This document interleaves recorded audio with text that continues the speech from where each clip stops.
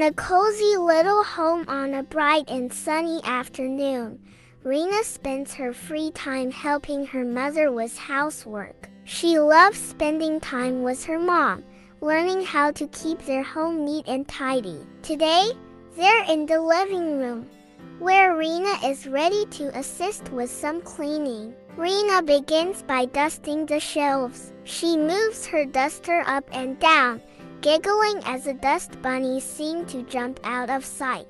Meanwhile, her mother grabs a broom and starts sweeping the floor. The sound of the broom brushing against the wood floors fills the room as she hums a happy tune. Next, Rina takes on a bigger task, vacuuming the rug. She drags the vacuum cleaner with effort but a proud smile. The sound of the vacuum hums as she moves back and forth. Back at the farm, Rina checks on the animals. The goats are nibbling on some hay, the cows are lazily grazing, and the chickens are pecking at the ground, all enjoying the refreshing sea breeze. After a few hours of hard work, the house is sparkling clean. Rina and her mother stand together, admiring the tidy living room, feeling proud of their teamwork.